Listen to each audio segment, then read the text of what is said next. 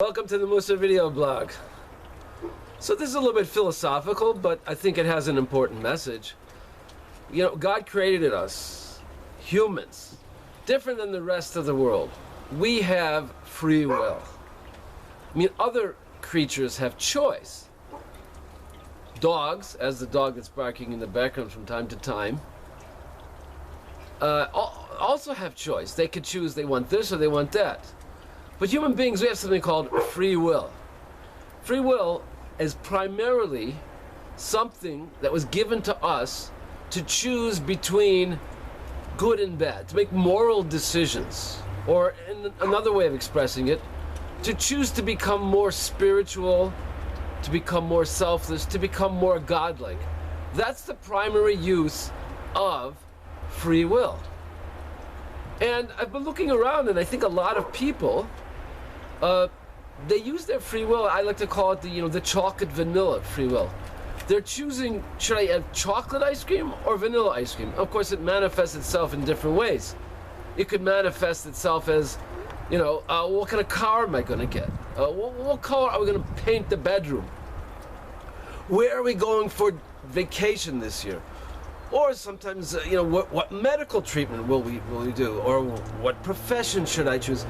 But it's all being used for this world type decisions. All things are going to get me through this world, which is kind of what animals do. They just decide, am I going to go this way or that way? Am I going to eat that or that? Am I going to attack this or this? Am I going to eat this plant or that plant?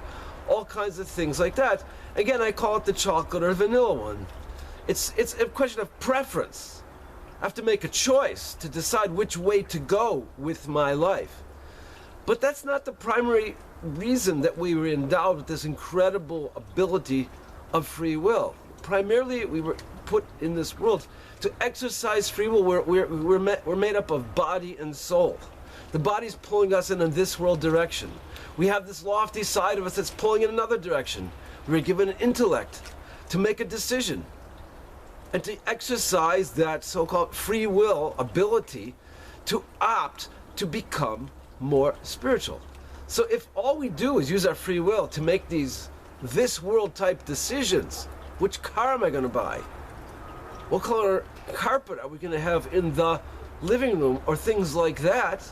Again, there's even things that are a little more dramatic than that. Where am I going to live? Where am I going to work? These kind of things. But it's still all the same. It's just different variations of the same thing. It's just different preferences within this world. We have to take note and make sure that am I using my free will the way it should be? Am I using my free will to become a better person?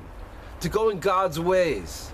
To become more spiritual? Is that what I'm using my free will? If I'm not, if in the course of the day I don't feel confronted with these type of challenges, where I have to make a serious decision to go in the right direction, if I don't have that, if I'm not being challenged in these so-called moral, spiritual ways, then it's time to take a step back and say, hey, maybe I need to push myself a little more in this. Maybe I need to use my free will to push myself, to make myself grow, to strive to become holier, and not just go through life dealing with what's happening around me, to be reactive to all of the challenges of this world. I have to be proactive to become more spiritual, and that way use my free will for what it was really meant to be. Now, again, this is a little bit philosophical, but I think it's something that, if we take a look at ourselves, it could give us the impetus to push ourselves a little bit forward, to reach